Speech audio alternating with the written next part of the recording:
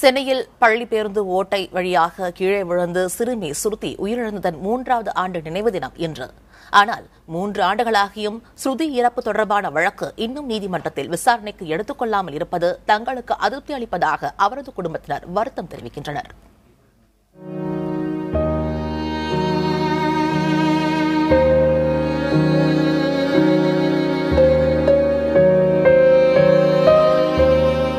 பள்ளி வாகன விபத்தில் ஸ்ருதி இறந்தாலும் தங்களுடன் தொடர்ந்து வாழ்ந்து கொண்டிருப்பதாகவே கருதுகிறார்கள் ஸ்ருதியின் பெற்றோர். தினமும் ஸ்ருதியின் படத்திற்கு மாலை அணிவித்து இனிப்புகளை படைத்து வருவதாக ஸ்ருதியின் தாய் பிரியா தெரிவிக்கிறார். அவள் படித்த படிப்பில் எப்படியும் தமிழை படித்து பெரிய மனிதி ஆவேன்னு சொல்லுவேன். இப்போது ஒரு திவசம் ஒரு 4-5 வாட்டிலாம் சொல்லிட்டு கிடப்பேன். இவரும் கிண்டல் பண்ண, ஆமாடி நீ சியோனில் படித்து பெரிய மனிதி தான் ஆக போகிறேன் அப்படி இப்படி சொல்லுவேன். தமிழ்நாட்டுக்கே பெரிய மனிதி தான் ஆகும் தமிழை படித்து சொல்லுவேன். அதே மாதிரி ஆயிட்டேன். எப்போவும் சொல்லுவது. பள்ளியிலிருந்து திரும்பும்போது வாகனத்தில் இருந்த ஓட்டையில் விழுந்து ஸ்ருதி இறந்த சம்பவம் நாடு முழுவதும் அப்போது பரபரப்பாக பேசப்பட்டது.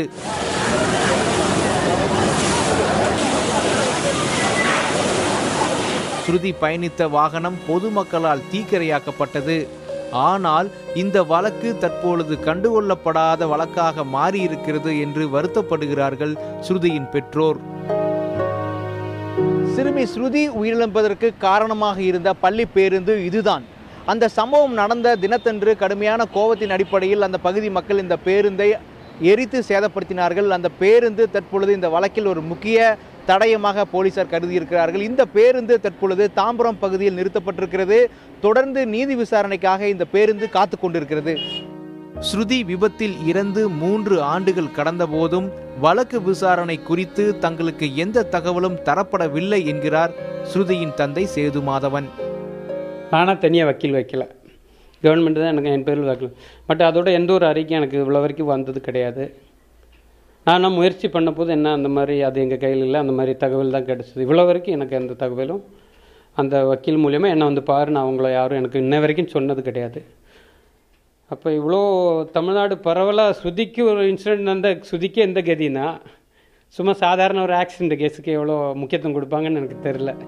ஸ்ருதியின் மரணம் தொடர்பான வழக்கு தாம்பரம் அமர்வு நீதிமன்றத்தில் விசாரிக்கப்படுமா அல்லது செங்கல்பட்டு குற்றவியல் நடுவர் நீதிமன்றத்தில் விசாரிக்கப்படுமா என்ற கேள்விக்கு குழப்பமான பதில்தான் கிடைக்கிறது.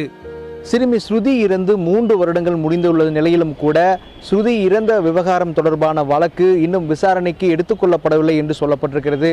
காவல்துறை தரப்பில் கேட்டபொழுது குற்றப்பத்திரிகை தாக்கல் செய்யப்பட்டு சாட்சிகளை அழைத்து வருவதற்கு தயார் செய்து கொண்டிருப்பதாக சொல்லியிருக்கிறார்கள்.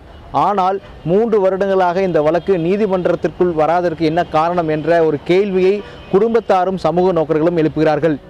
செங்கல்பட்டு குற்றவியல் நடுவர் நீதிமன்றத்தை சார்ந்த அரசு வழக்கறிஞர்களை கேட்டால் தாம்பரத்தில் இந்த வழக்கு விசாரிக்கப்படும் என்று சொல்கிறார்கள்.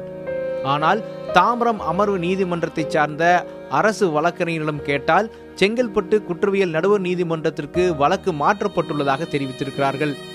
இன்னும் காவல்துறை மீதும் நீதித்துறையின் மீதும் ஸ்ருதியின் பெற்றோர்களுக்கு இருக்கும் நம்பிக்கையை காப்பாற்ற இந்த அரசு அமைப்புகள் என்ன செய்ய போகின்றன என்ற கேள்வி முன்னெழுகிறது.